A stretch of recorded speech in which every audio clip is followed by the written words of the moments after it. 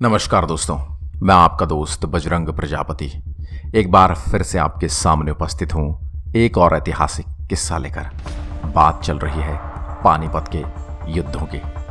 पानीपत के युद्ध वह युद्ध हैं जिन्होंने भारत के इतिहास ही नहीं भविष्य को भी बदल कर रख दिया। पिछले वीडियो में आपने जाना पानीपत के प्रथम युद्ध के बारे में, कैसे युद्ध हुआ और क्या उसके परिणाम रहे।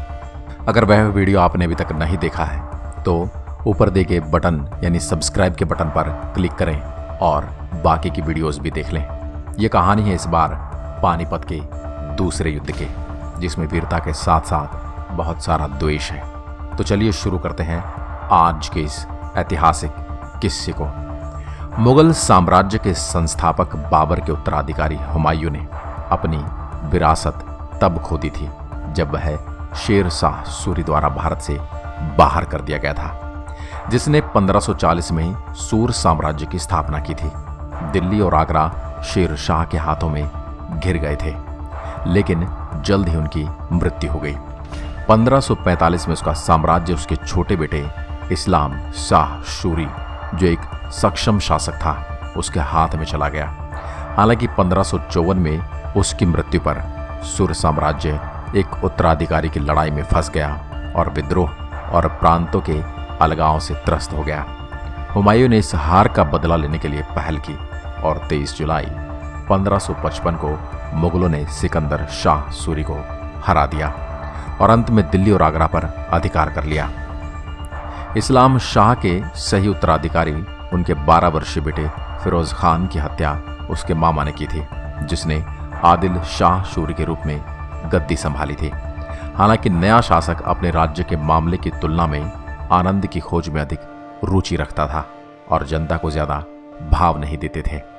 वहीं हिंदू सेनापति हेमू घात लगाए बैठा था कि कब मुगल साम्राज्य कमजोर पड़े और कब वह हमला कर दे।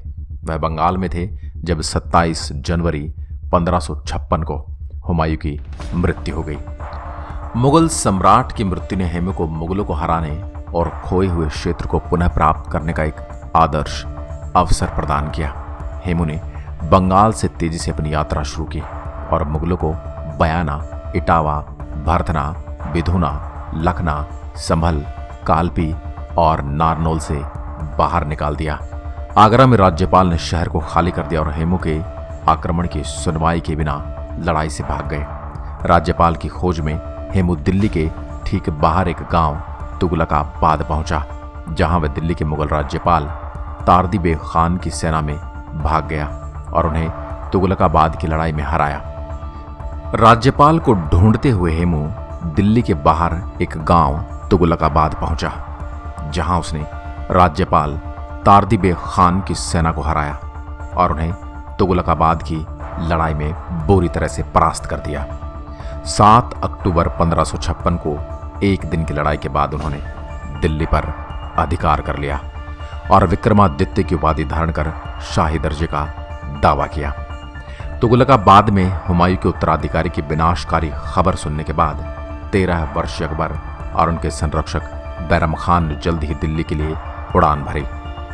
भाग्य के एक झटके में अली कुली खान शबानी, जिसे 10,000 मजबूत घुड़सवार सेना के साथ आगे भेजा गया था, ने हेमू के तोपखाने पर हमला कर दिया, जिसे कमजोर गार्ड के तहत किया जा रहा था। वह आसानी से तोपों की पूरी खेप पर कब्जा करने में सक्षम हो गया, जिन्होंने अफगानों से बंदूकें छोड़ी। यह हेमू के लिए आगे की कहानी में एक महंगा नुकसान साबित होगा। 5 नवंबर 1556 मुगल सेना ने हेमू की सेना से पानीपत के ऐतिहासिक युद्ध के मैदान में दो हाथ किए। अकबर और बैरम खान युद्ध के मैदान से 8 मील दूर पीछे के हिस्से में ही रहे। मुगल सेना का नेतृत्व अली कुली खान शैबानी ने किया था, जिसके केंद्र में 10,000 घुड़सवार थे, जिसके दाहिनी तरफ सिकंदर खान उज़्बक और बाईं ओर अब्दुल्ला खान उज़्बक था। मोहरा का नेतृत्व हुसैन कुली बेग और शाही कुली महराम ने किया और उसमें बैरम खान की तुर्क टुकड़ी शामिल थी। हेमू की सेना संख्यात्मक रूप से अपनी सर्वश्रेष्ठ गिनती थी, जिसमें 30,000 घुड़सवारों की एक विशाल सेना थी, जिसमें अफगान घुड़सवार और एक हाथी की टुकड़ी 500 की संख्या में थी। प्रत्येक युद्ध हाथी को प्लेट कवच द्वारा संरक्षित किया गया था और तीरंदाजों और घुड़सवारों का पूरा इंतजाम किया गया था। हेमू ने अपनी सेना को खुद लड़ाई में उतारा। उनकी बाईं ओर उनकी बहन के बेटे राम्या और शदीखान कक्कड़ उनके दाहिने ओर थे। उनकी सेना एक अनुभवी और आत्मविश्वासी सेना थी और हेमू इस समय तक बंगाल से पंजाब की 22 लड़ाइयों में विजयी रहा था। यह वह वीर था जिसने कभी हार का मुंह नहीं देखा था। हालांकि इस लड़ाई में हेमू के पास कोई तोपखाना नहीं था। हेमू ने स्वयं हमला शुरू कर दिया और मुगलों के दाहिने और बाएं दलों के बीच अपने हाथियों को खुला छोड़ दिया। मुगल या ताकतवर सैनिक आगे बढ़े और हेमू के घुड़सवार सेना के गुटों पर हमला किया। उन्हें अपने बेहतर तीरंदाजी के साथ हमले का नजराना पेश किया। मुगल केंद्र भी उन्नत था और गहरी खाई से पहले एक रक्षात्मक स्थिति में था। न तो हेमू का हाथी और न ही उसकी अश्व इकाइयां अपने विरोधियों तक पहुंचने के लिए जंजीरों को पार करने में सक्षम थे। इस बीच मुगल घुड़सवार सेना ने अपने तेज मोड़ों पर अफगान सैनिकों के साथ साथ पीछे के हिस्से में भी घुसपैठ बना ली थी और हाथियों को निशाना बनाना शुरू कर दिया था। यह तो महान जानवरों के पैरों में फिसलकर या उनकी सवारियों को निकालकर हेमू को अपने हाथियों को वापस खींचने के लिए मजबूर होना पड़ा और अफगान हमले से राहत मिली। इसी बीच युद्ध की स्थिति पलटी और युद्ध इस बिंदु पर था कि हेमू संभवतः जीत के शिखर पर था। लेकिन तभी एक मुगल तीर उसकी आंख में मारा गया और वह बेहोश हो गया। उसे नीचे जाते और मरणासन में देख उसकी सेना में भगदड़ मच गई, जो गठन तोड़कर भाग गई। इसी के साथ हेमू की सेना लड़ाई हार गई। युद्ध के मैदान में 5000 शव मृत पड़े थे और भागते समय कई और लोग मारे गए थे। इस युद्ध के बाद हेमू को बंदी बना लिया गया और बंदी हेमू यानी एक घायल योद्धा जो लगभग बेहोशी की हालत में था, इसे अकबर महान और उनके बैरम खान जो कि उनके रहनुमा थे, उन्होंने सबके सामने इस घायल योद्धा का सिर काट दिया था और इस प्रकार उन्होंने अपनी महानता का परिचय दिया था।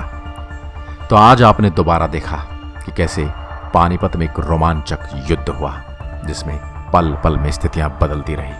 पानीपत की रणभूमि में ऐसा दूसरी बार हुआ कि मुगल साम्राज्य एक बार फिर से जीत गया। लेकिन तीसरे युद्ध की क्या कहानी थी, उसके लिए चैनल को सब्सक्राइब करें और अगली कहानी का इंतजार करें। आज की वीडियो में बस इतना ही। एक बार फिर मिलता हूं एक और ऐतिहासिक और रोमांचक किस्से के साथ। तब तक के लिए नमस्कार। जय हिंद, जय भारत।